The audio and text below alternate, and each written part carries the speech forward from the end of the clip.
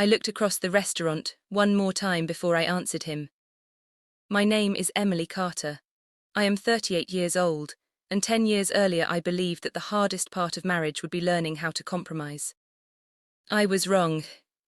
The hardest part was realizing that the person sleeping beside you had been building a completely different future, without ever telling you.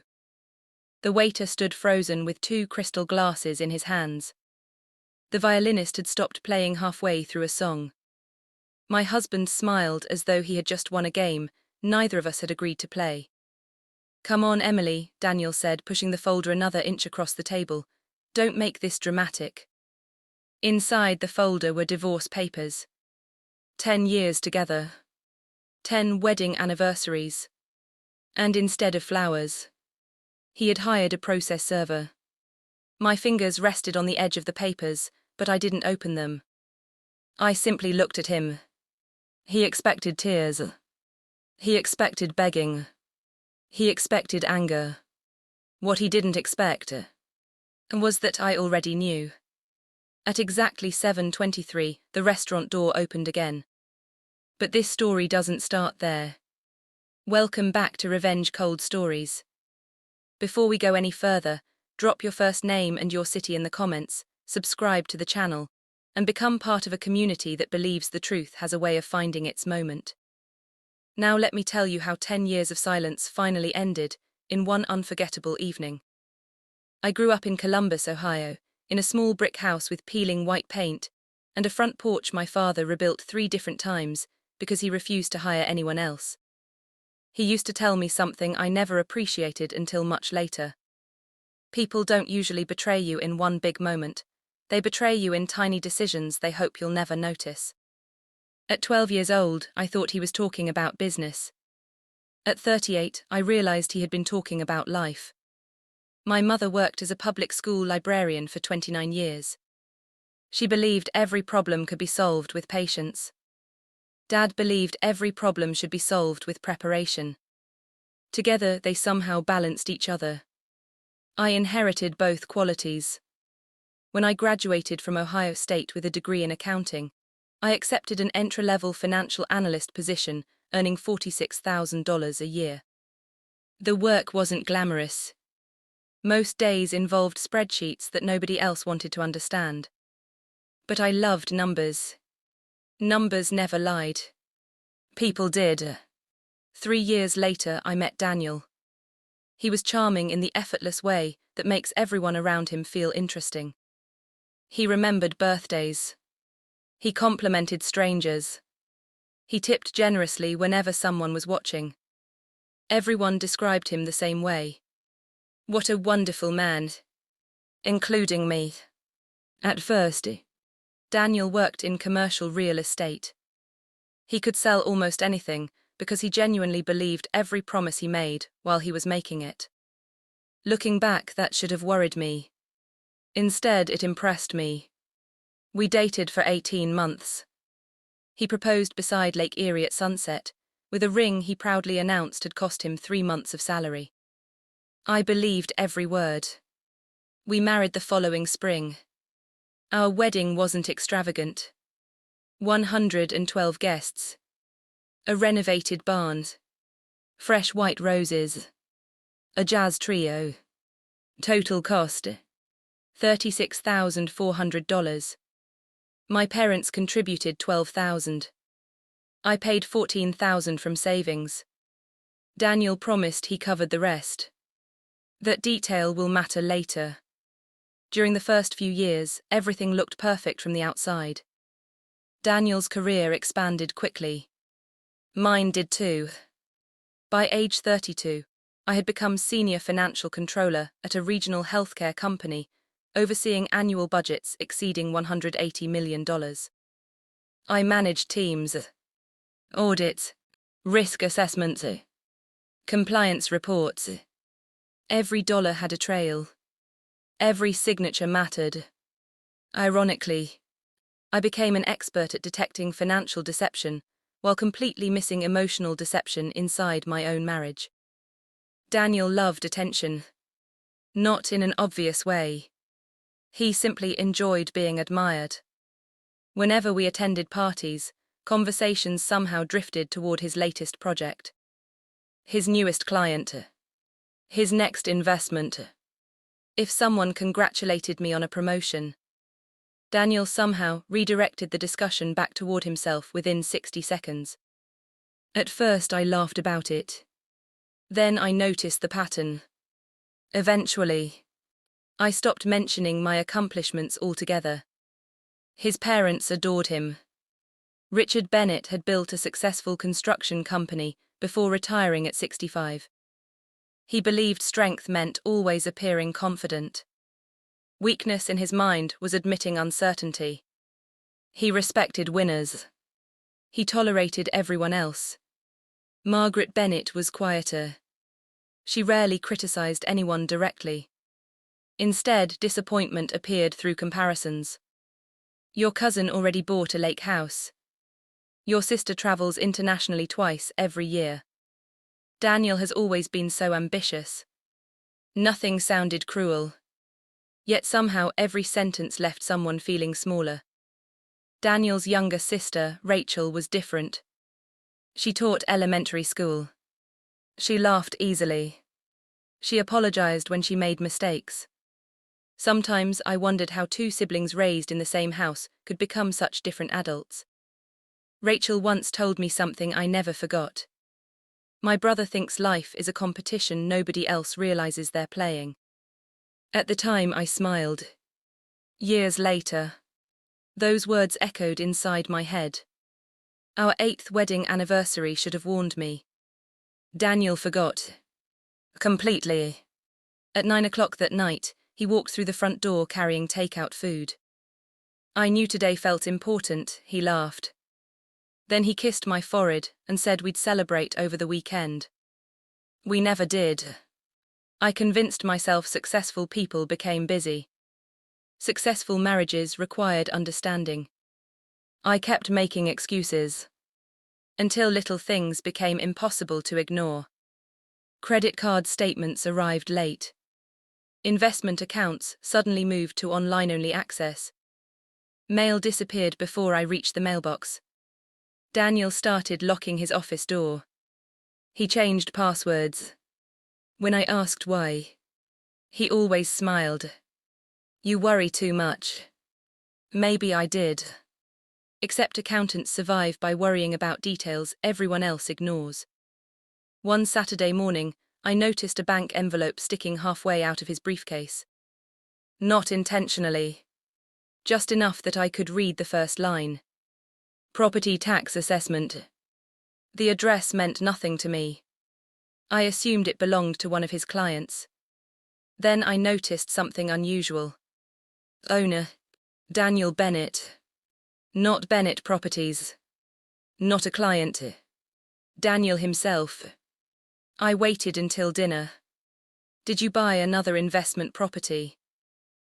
He paused for less than 1 second. No, I saw a tax notice. So, he laughed. That's probably paperwork for a client. The conversation ended there. Except, numbers had trained my memory. I remembered addresses. The following Monday during lunch, curiosity defeated guilt. I searched public property records. The address existed. 3-bedroom house. Purchased 4 years earlier. Owner, Daniel Bennett.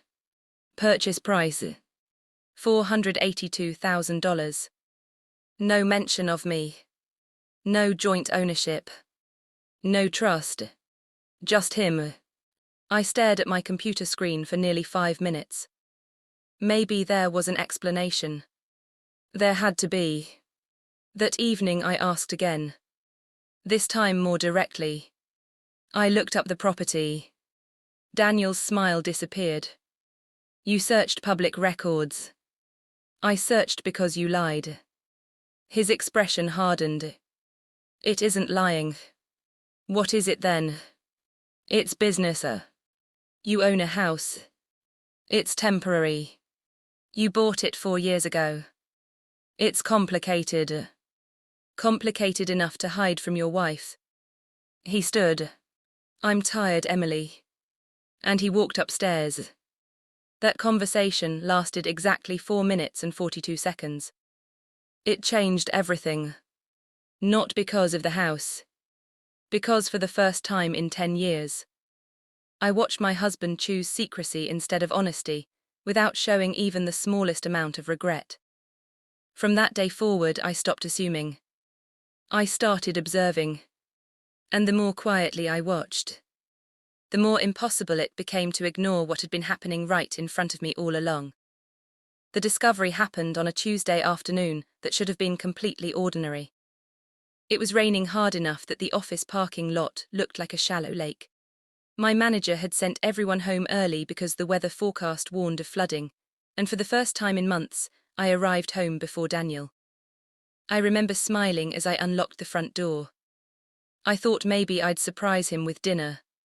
Nothing elaborate. Just the chicken parmesan he always requested after stressful meetings. The house was quiet. I changed into comfortable clothes, tied my hair back, and started gathering ingredients from the refrigerator. Then my phone rang. It was our accountant, Martin. He had worked with us since Daniel started Harper Consulting. "Emily," he said, sounding embarrassed, "sorry to bother you at home." "No problem, everything okay. I just needed clarification on one signature before tomorrow's filing." "What signature?" A pause. "The shareholder consent form." I frowned. "What shareholder consent form?" Another pause. "The one transferring your remaining ownership." I laughed because I genuinely believed he had called the wrong person. "I think you've mixed me up with someone else." Silence. Then, "You didn't sign it." My smile disappeared. "Martin." "Yes. I have absolutely no idea what you're talking about." The silence that followed lasted nearly 10 seconds. When he finally spoke, his voice sounded completely different. "I shouldn't discuss this over the phone." "Then discuss it in person." "Emily." "No, if my name is on a document, you're going to show me." He agreed to meet me at his office 30 minutes later. The drive there felt strangely calm. I wasn't panicking. I kept telling myself there had to be a misunderstanding. Probably an administrative mistake. Maybe Daniel had forgotten to tell me about routine paperwork. After all, I trusted him. You don't spend 10 years building a marriage while expecting forgery. Martin looked exhausted when he opened the office door. He didn't invite me into the conference room. Instead, he led me into his private office and quietly locked the door. That scared me. He walked to a filing cabinet, removed a thick folder, and laid one document in front of me. There. I looked down. My name. My address. My supposed signature. The document stated that I had voluntarily transferred every remaining ownership interest I possessed in Harper Consulting for $1. $1. I stared at the signature. At first glance, it looked like mine. The curve on the E. The long tail beneath the Y. The slight tilt to the right. Anyone glancing quickly would believe I had signed it. Except, it wasn't mine. I signed my last name with one continuous stroke. Whoever copied it had lifted the pen between the R and the T. It was tiny. Almost invisible. But it wasn't my handwriting. "When was this signed?" I whispered. Martin swallowed. 9 months ago. I was in Chicago 9 months ago. I know. Do you know? He nodded slowly. The document arrived by courier. Who brought it? I assumed Daniel arranged everything. I looked at him. You never verified it. His shoulders dropped. I've known your husband for years. I had no reason to think. He couldn't finish the sentence. Neither could I. For several minutes, neither of us spoke. Rain tapped softly against the office windows. Traffic moved outside. Somewhere down the hallway, a printer hummed. The world continued exactly as before. Mine had quietly split into two different lives. The one I thought I was living, and the one Daniel had apparently been preparing without me. I need copies. Martin hesitated. I could lose my license. You could also become a witness. That sentence changed everything. He looked at the document again, then at me. Finally, he reached for the copier. When he handed me the folder 20 minutes later, he said something I'll never forget. I don't think this is the only paper you need to see. What do you mean? He opened another file. There have been several changes over the past year. One after another. He placed documents on his desk. Company restructuring. Asset transfers. New holding companies. Property purchases. Corporate amendments. Most of them were perfectly legal. But nearly every major change carried one common detail. My approval. My consent. My signature. Signatures I had never written. By the time I left Martin's office, I carried 26 copied documents. 26. Not one. Not two. 26 separate records containing forged signatures. Yet the strangest part wasn't the forgery itself. It was the pattern. Daniel hadn't been stealing from me quickly. He had been removing me carefully. Piece by piece. Like someone dismantling a building one brick at a time, so nobody noticed the structure disappearing. That evening he came home carrying Thai takeout. He smiled. Long day. I looked at him standing in our kitchen. The same man who kissed my forehead every morning. The same man who texted me reminders to drive safely.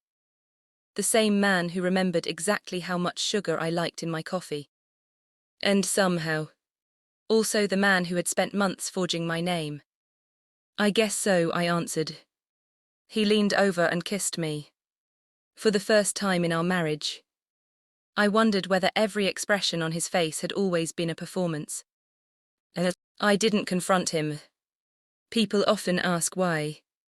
The answer is simple. Once someone has lied successfully for months, they don't tell the truth because you ask politely. They simply become better liars. Instead, I started observing. Daniel believed nothing had changed. That confidence became my greatest advantage. Within 2 weeks, I noticed things I had ignored for years.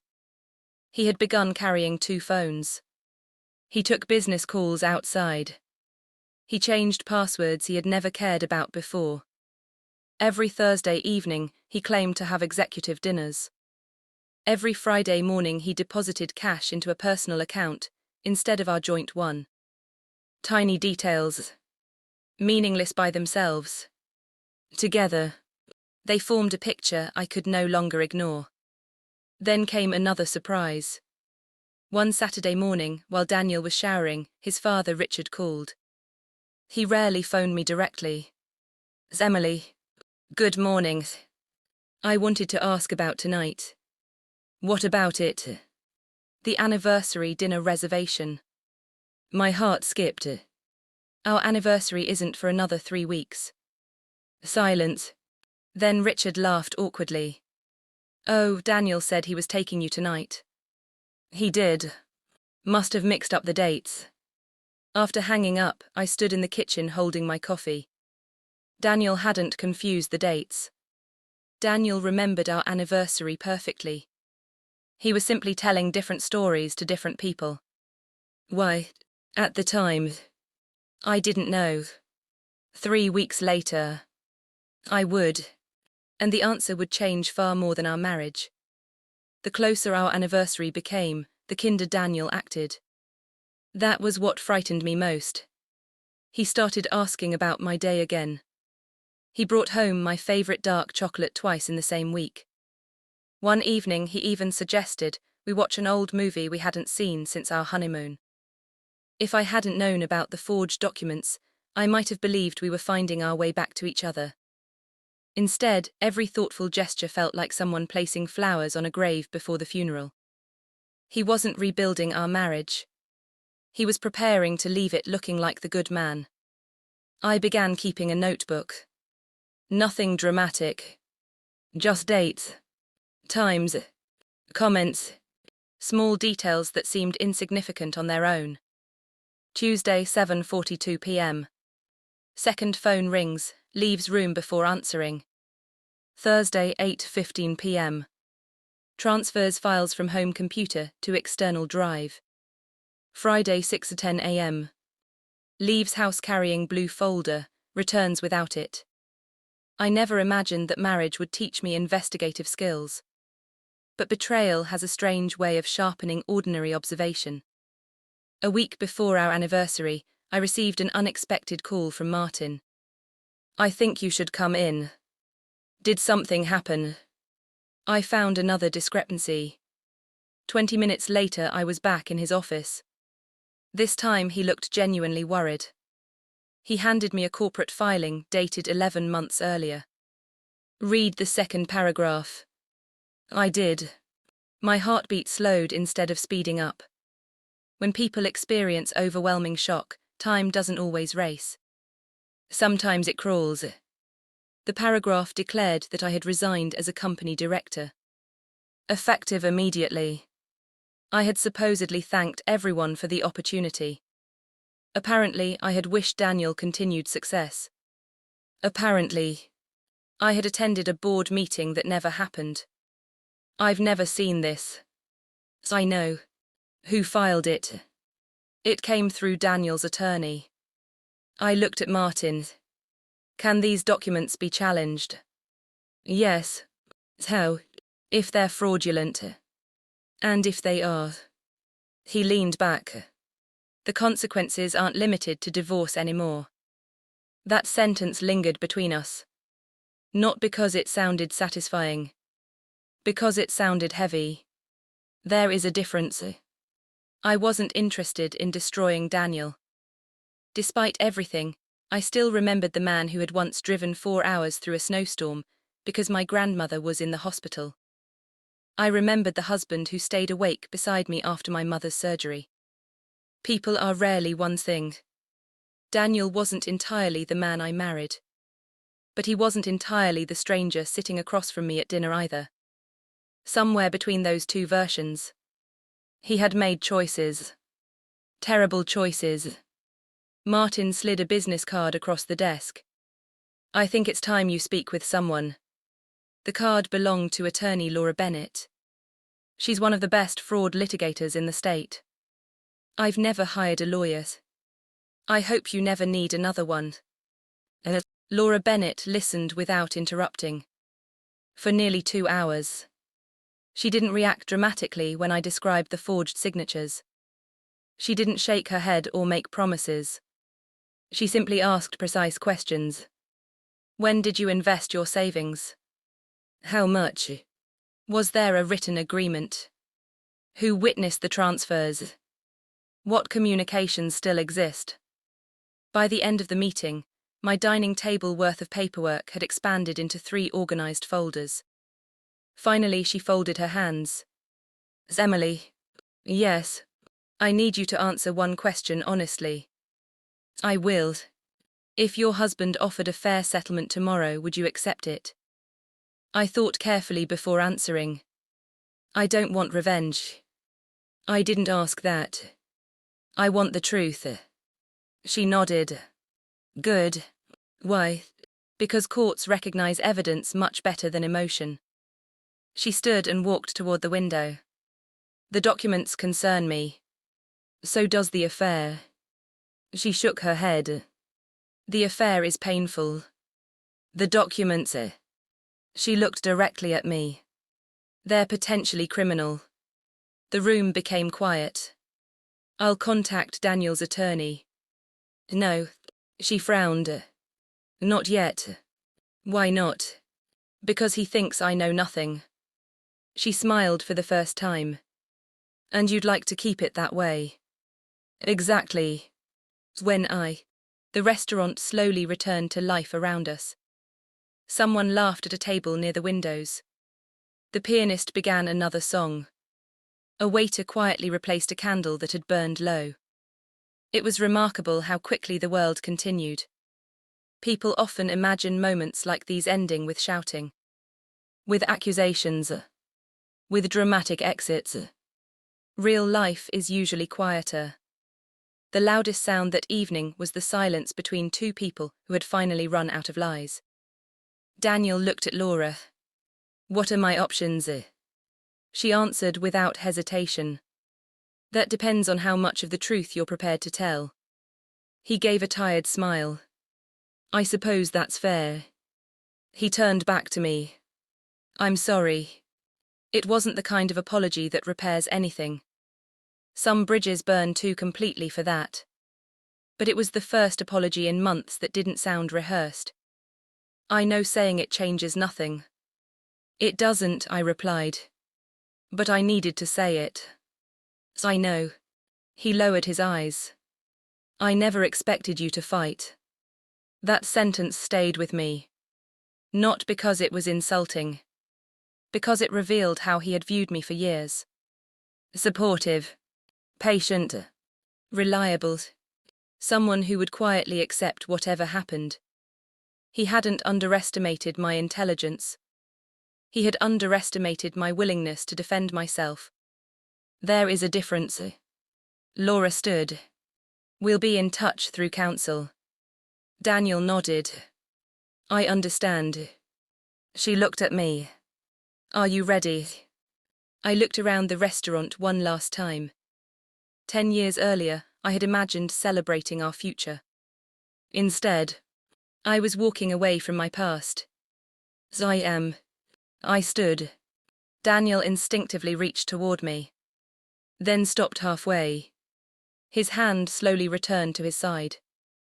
Some gestures arrived too late. As Laura and I walked toward the entrance, I heard him say my name. "Emily." I turned. He remained seated. The divorce papers still lay unopened beside his plate. "I really did love you." I believed him. That was the tragedy. Love had existed. It simply hadn't survived the choices he made afterward. "I know," I answered. "And that's what makes this so sad." Then I walked out of the restaurant. Not because I had won.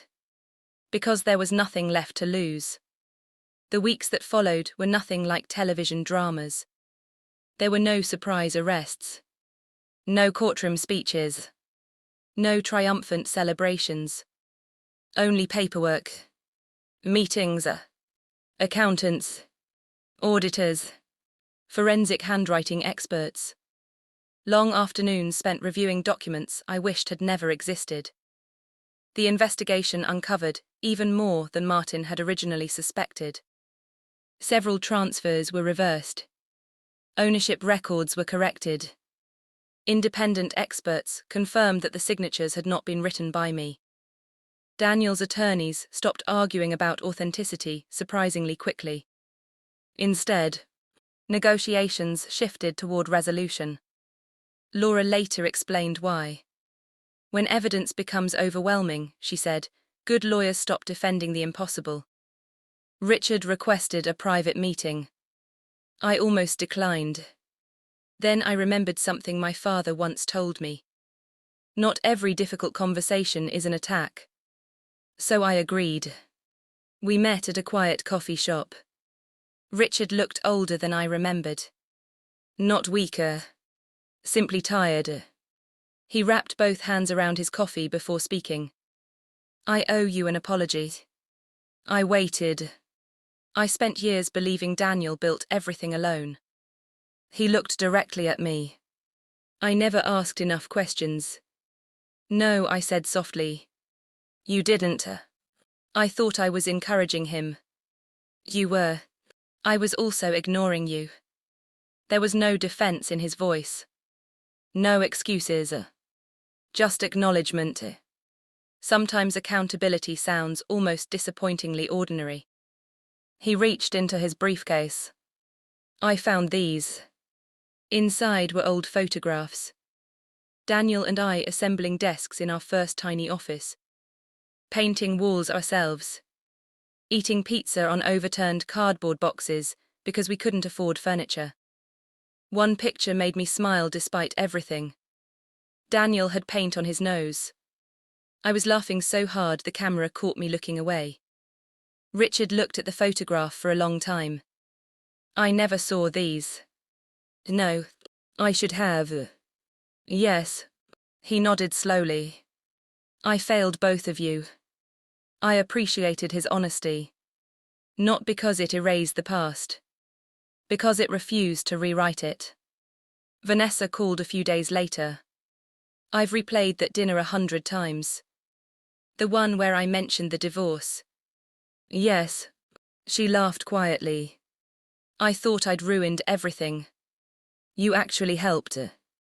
She sighed. I spent years assuming Daniel told me the whole story. We all assumed something. I owe you an apology too. You don't owe me loyalty. No. She paused. But I did owe you curiosity. That sentence stayed with me. Curiosity. How many relationships fall apart because nobody asks one more question? Michael surprised me the most. He arrived at my office without calling. I've been a jerk. I laughed softly. That's one way to put it. I thought you just benefited from Daniel's success. I know. I never realized you helped create it. He scratched the back of his neck awkwardly. I judged you because I only looked at the person standing in front. He shrugged. I never looked behind the curtain. Neither had most people. Support rarely makes headlines. The person holding everything together usually becomes invisible. Right until they stop.